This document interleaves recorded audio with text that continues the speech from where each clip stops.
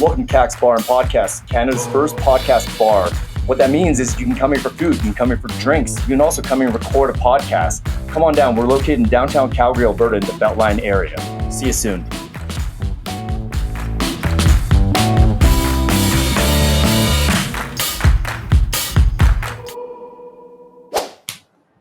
And we're rolling. I'm here today with Sarah Sociables, local celebrity. So famous that she got pulled over the other day by some random guy in the street who literally had to stop his driving just to be like, "Hey, I seen you on my Instagram." True story. Yeah. So like probably the most high profile guest we've had on so far. Oh, wow. Compliments. Love it. All right, Sarah. Well, we're going to shoot some whiskey here. Conor McGregor's proper number 12. Sarah said she's down, and I already know she's going to be a fun guest because she's down to shoot some proper 12. I'm a little bit scared. Okay. Have you ever had proper 12? Not that I know of. Like, I've had whiskey shots, but I don't keep track of what I'm drinking. Do you know who Conor McGregor is? Hockey player?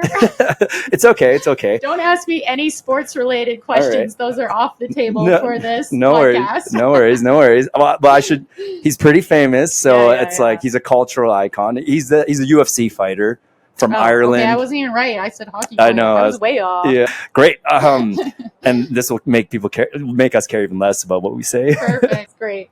Oh my gosh. Here you go. Cheers. Cheers. Day drinking. Oh, better go proper. All right. Cheers. Oh, another cheers. That was pretty smooth. The bottle literally says "smooth as fast," which is one of his fighting, whatever you call it, mantras, because he's all about not doing more, like doing less and kind of getting right to the point. But anyway, Conor McGregor punched an old man because of his whiskey. So it's like indirectly Sarah supported him just now. No, I'm kidding. Person who I didn't even know who it was and thought it was a hockey player. Big fan, long time fan. Yeah. Sarah, actually, maybe break down to people who you are, just you know. Yeah, for sure. So I am a local, I don't know what to call myself, content creator, influencer, blogger. I'm kind of in the social media space. I mostly share like restaurant related stuff and also like things to do around the city that are fun. So if you're looking for stuff to do on the weekend, definitely hit up my Instagram or my other social pages, my webpage.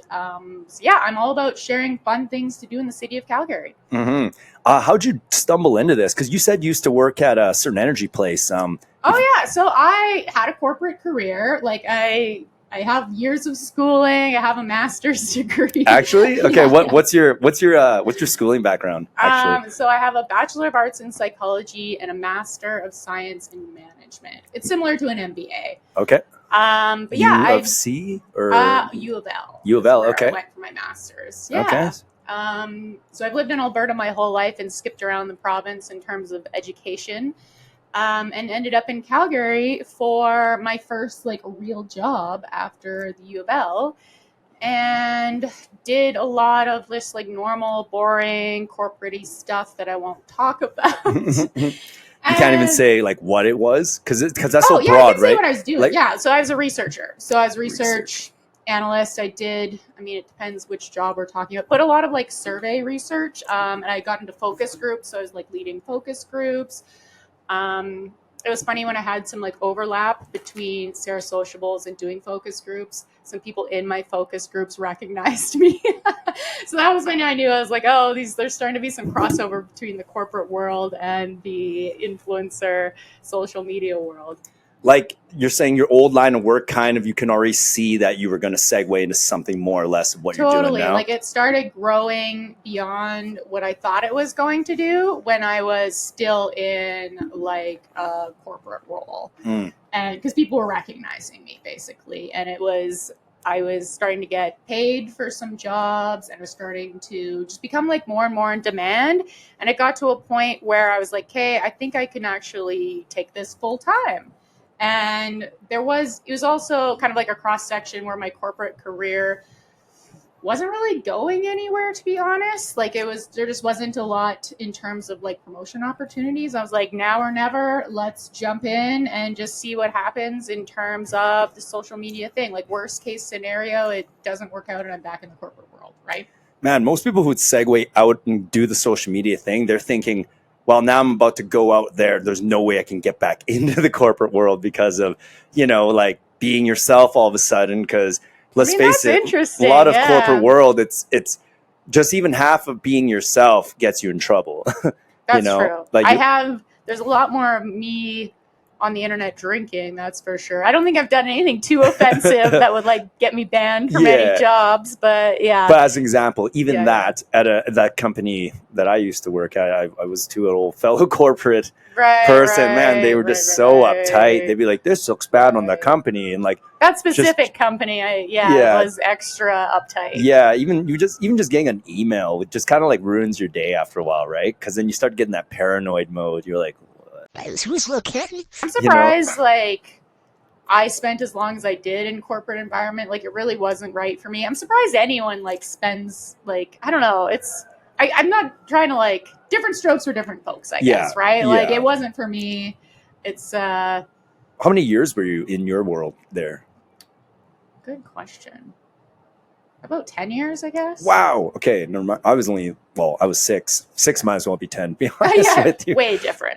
Yeah. Something like that. Okay, anyway. but I'm curious. So within that 10 years, when did you do the social media, or was it the whole time you were kind of doing it? No. So it was 2019 that I started Sarah Sociables, and it was my personal account, and I changed my personal Instagram handle like a couple of times because I was just playing around with it, and I just like decided to go more like public with it, if that makes sense. Like I really wanted, like I was already kind of sharing that stuff with my friends, but I was like, hey, I want to do this in like a more community feel and have some posts on a regular basis. So like every week I was like posting things to do. I'm like, this is what I'm doing consistently. I'm committing to this. That's just what you did. From there. That's just what you did normally anyway. In a weird, like as a hobby, you kind of like just go do a bunch of stuff. As a hobby, I was already kind of doing it, but I wasn't officially doing it, if that makes sense. Like I was like reposting like random things that like clubs were doing. And I'm sure my friends were like, why is she posting this? But then I just was like, no, this is all I want to post. Like I only want to post like fun stuff happening in the city, and like I want my account to be more about that than I want it to be about me. So at that, 2019 was where I switched over to that. Okay. So how fast did you get a following then? So in 2019, I don't know what I started with, but that was like my personal following. And I grew 10,000 followers in 2019. All in 1 year. All in 1 year. That's amazing. Which was pretty good. I'm not sure what I ended the year with. Were you like shocked, or were you kind of like, I know people would like this? I don't think I was shocked because I was also working at it. Like I was actively trying to grow. I was doing like a lot of giveaways at the time. That was like really huge to get followers. And so I don't know. I don't think I was like surprised because I was really trying. Mm-hmm. Yeah. Normally, I mean, that's almost like a, how can I put this, like law of attraction thing. Because if you do anything like you already believe you got it, like that, something about that, like at a woo way, it kind of like the reality just catches up to you, right? Well, I was really focused on like finding people who are interested in what I was interested in. Like at that point, I was not trying to make money. I didn't make like $1. Like it was, if anything, I was spending more of my money doing things to try to promote my account. It was really just finding people with shared interests and who were excited about things happening in Calgary. And like, I think that naturally came across, and that's why I grew. Yeah. And I think to this day, I can say that's why I've grown. Well, that's something you and I were talking about like when we first met, because you're saying, like the whole thing about being on that, being on the internet the way you are, it's like you got to be authentic and find your actual fans, if you will, you said, because you were saying you could just pump out random stuff and not put much into it. Well, you could put on a persona that'll get you followers, but like, where does that leave you, right? Yeah. Then at the end of the day, you're like, oh, I'm this fake person with like a following. Like, wouldn't you rather be yourself and have people like you for the real you? Yeah, it's way easier too. Even if you are an alcoholic who doesn't know anything about sports. Did you watch a lot of Friends? The TV show specifically? Yeah, I totally watched Friends. Did you? Oh yeah, I grew up with that. Everyone I know in my age range, and actually that show is kind of a, what do we call it? Timeless in a weird way. Because even people are like, because like we own a bar, and even young hires that we have are like only 19, 18. Like they watch Friends, and I'm like, whoa. Oh, okay. Like, I thought you were gonna say they don't know what Friends is. oh no, they might not know what other things are from my era, but like they know Friends, and I'm like, like they don't have phones on Friends or cell phones. Like they're still do they? No, I don't think Yeah, they did. no, they didn't even have cell phones. So I'm like, how do you guys relate to this? But I don't know. There's something about the actual dynamic, right? Like, they're like, oh, hey, like such a fun situation they're in. Or it's whatever. Funny because my boyfriend hates Friends. He thinks it's like the cheesiest show, with like a laugh track and stuff. And I'm is he a Seinfeld guy instead? Okay, it's funny you say that because both my boyfriend and I love Seinfeld. I don't know. I think we just like the sense of humor and whatever. But for some reason, he likes to like shit on Friends. That's not his jam. But it is like I don't know. I don't want to call it a cheesy sitcom. Wow, the drinks are coming out. That shot's hitting me. Yeah. Cheesy sitcom. So maybe that's why he like makes fun of it. Does he even like watch it, or do you see clips of it and then starts making fun? Oh no, he's seen it. Like he's old like me, so he knows what it's all about. Okay. Yeah, I can kind of relate, not with Friends though, but with like Harry Potter. I never could get into that. I'm a nerd in some ways. I'm down with pop culture in many ways, but for whatever reasons, that one I can't get into it. My brother. I don't know why we're talking about Harry Potter. But oh, sorry. Yeah. Anyway, yeah. I feel like it's not related to Friends, but it's funny that you bring it up. I'm saying it's a cultural thing where everyone's into it, but then I felt why don't I like this? What am I not seeing in this that everyone around me seems to be? Okay, this is funny that you brought it up because just this year, 2023, I was like you, where I had never seen Harry Potter. I was like, what is the deal with this Harry Potter thing? Yeah. And I was like, I'm going to watch Harry Potter. And I told my boyfriend this, and he's like, no, you're not, Sarah. He's like, sometimes I say I'm going to do things and I like don't do them. So just because he's like, you're not going to watch it, I was like, I am going to watch it. So I watched all of the Harry Potters, mostly despite my boyfriend. But also, they were low-key, like they were cute.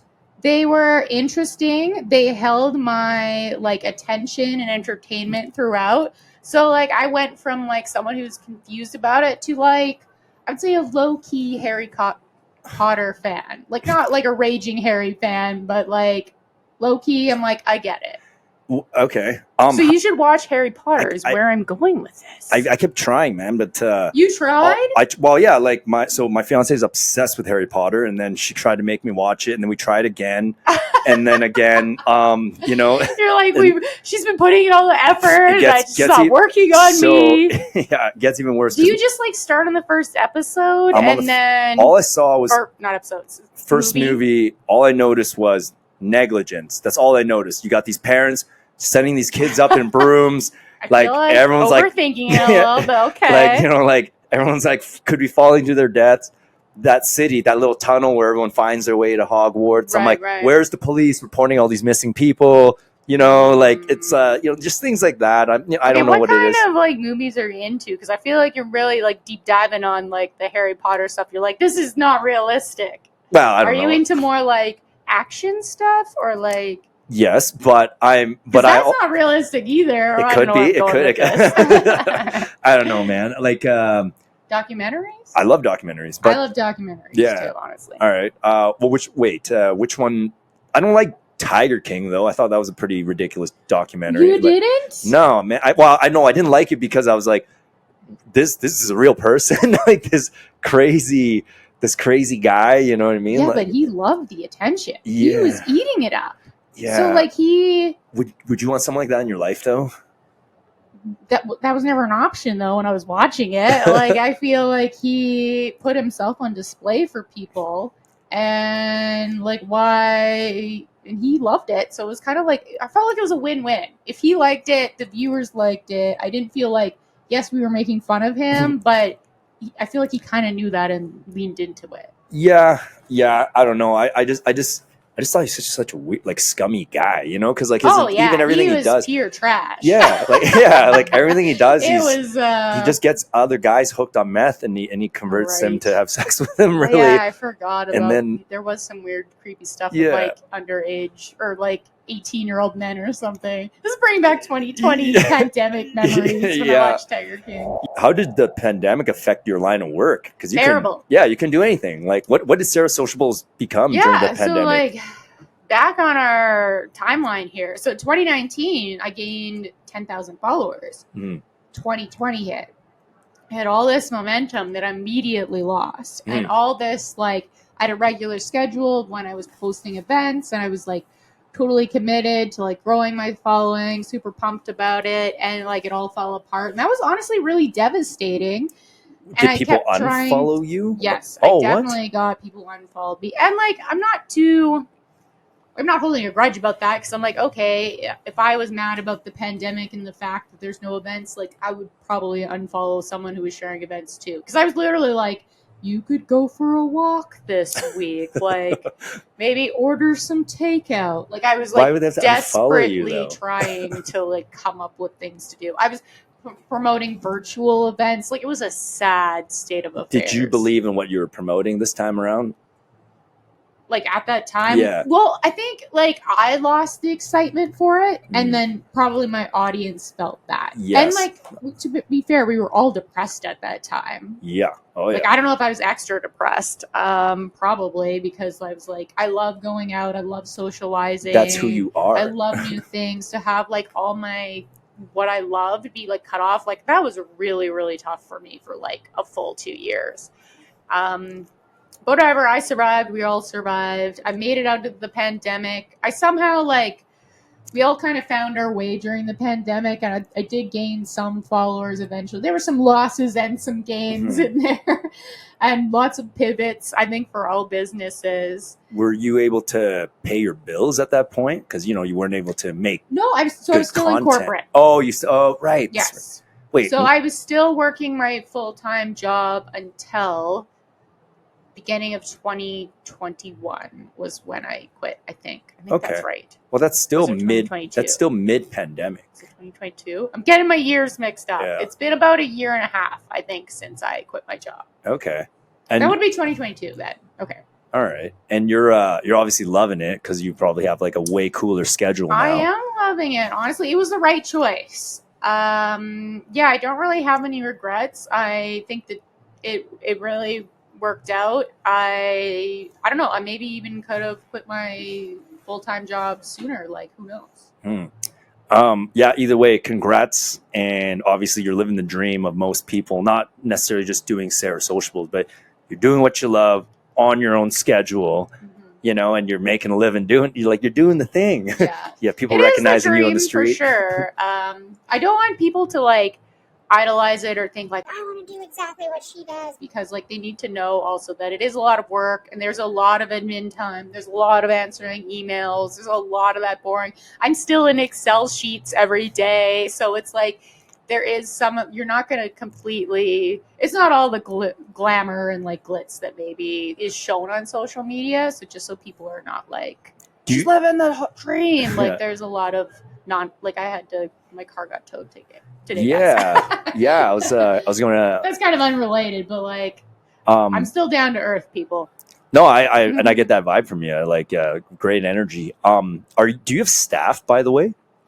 I do. Well, I have 2 people work for me part-time. One person helps me with like kind of email/sales. So we get a lot of requests coming in for people who want to work with me, which is amazing. And I can't deal with them all whilst also being out. So she answers the emails for me. And then I have another girl who helps me a little bit with video, because they do a lot of list style videos of like what's happening. And that's kind of like her role. I got to say, when I think of doing friend things, this sounds bad, but I always think we just go drinking. You know what I mean? That. Yeah, there's nothing wrong. Where are you drinking? Like what places do you guys usually hit up? We all worked in bars. We just kind of went to each other's bars, right? What were the bars? Inquiring minds need to know. Original Joe's and my Cass worked at like the Guild back in the day. Original Joe's, like Stephen Aspen Landing. Oh, okay. That was a spot for us for a while. I worked there for a while there. Okay. And then Cass worked at on the Ave there. We ran Sub Rosa nightclub as well. the Guild. Like we just kind of, Okay. and then I don't want to list all the places. No, but I feel like that's interesting because like Calgary's big, but it's small, and people are literally like, "Where do you hang out?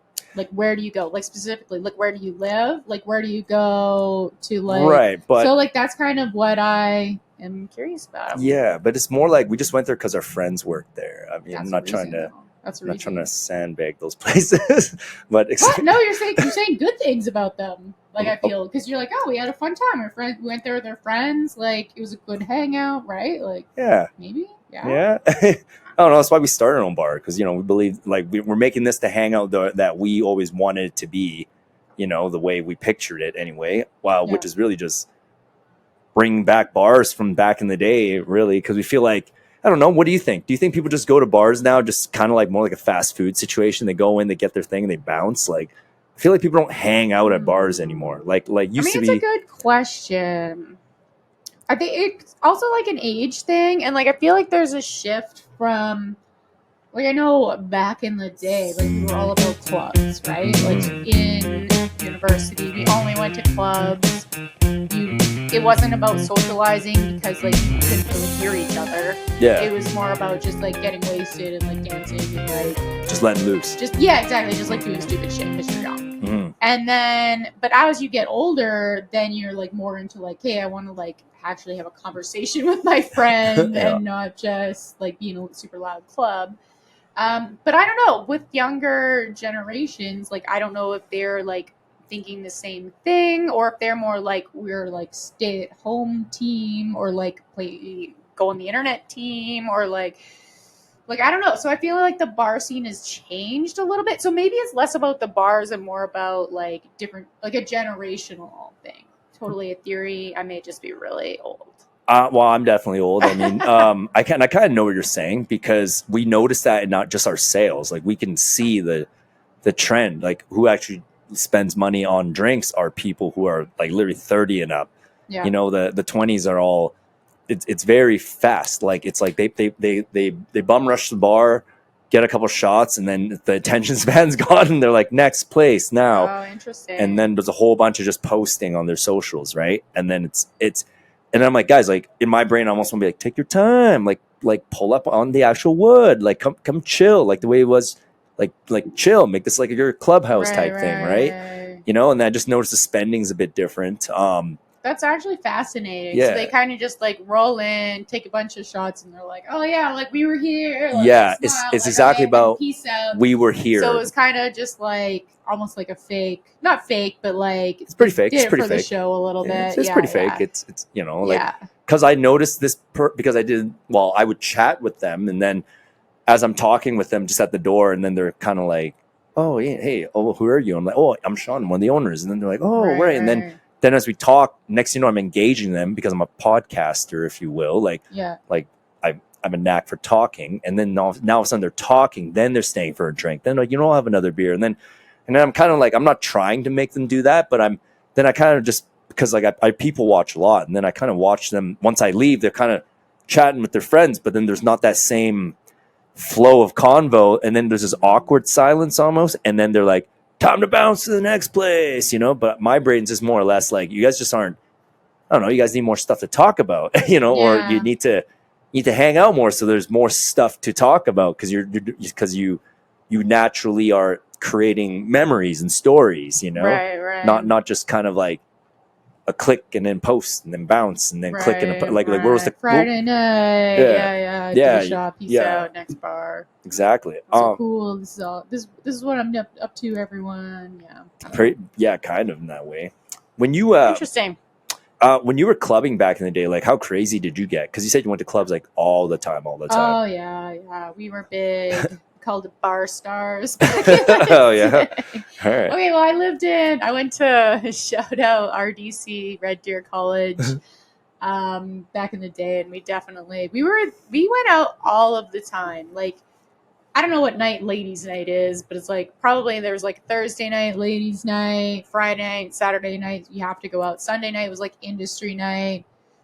Monday and Tuesday were like also ladies nights, or maybe Wednesday or something. Like there was multiple nights, and we're like, we hit them all up. How many Like, nights a we're week always would out. you say you clubbed? At least 4. And this has been between what age to what age? Oh, like 18 to, I don't know, 20, I don't know, 2-ish. Yeah. Like my whole university, college experience was a lot of clubbing and drinking. I loved it, though. I loved it. Oh, All I'm my not. friends did. My sister did. We were big bar stars for sure. Mm-hmm. I'm not judging. I did the exact same thing. Yeah. I worked in clubs too. So my problem was the weekends I was working as a bartender in clubs. So then when I clubbed, it was, again, Sunday, Monday, Tuesday. But but I definitely didn't do it that much after like 22, 23. I went, but not as frequently at all. And then it became more bars. Taper back a little bit when I was like, hey, I need to start being good at school so I can because I wanted to get in a master's program. Right. So I had to be like, my grades had to go from like really bad to really good in a short period of time. So I really turned things around in like a year. Mm. But yeah, I definitely didn't care about school for the first 3 years. And then you're the one with the masters after. So Sarah, I'm going to wind this down here. But do you have a lot coming up this plate that you can kind of preview our guests for about what you're doing, or is it still a bit touch and go? What should I talk about? So, one of the things is so how we met was I was talking about bringing up my podcast again. Oh, yes, that's so right. I did have. It's called YYC Sociables, and it was like a pandemic podcast, I'll say. So it was me by myself talking about what's happening in Calgary, and at the time we were going through opening and closing of stuff. So it was not the best podcast because it was hurting for things to talk about. How many did you make? I don't know. Actually, I have no idea. Ballpark 10, maybe? I feel like I want to say it was more than that. Okay. I was fairly consistent with it, but also I think I was very disheartened. I get some of the episodes I was like, sorry guys, we're shut down. COVID numbers are high. So I was like, yeah.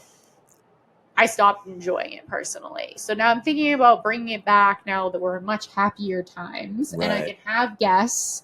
I can be out of the house. I can drink. We could do food tasting. I think would be really fun. Is one of the things that I've talked about doing on the podcast. Or everyone brings in a Nashville hot chicken sandwich and we taste test it, or a local pizza and we taste it, or ice cream or something, and we have those reviews where we bounce off each other. I think that'd be super interesting, super fun. But I don't have a timeline for when I'm gonna start this. I'm hoping 2024 maybe, just because I don't know if I can do it this year with other stuff I've kind of got to wrap up.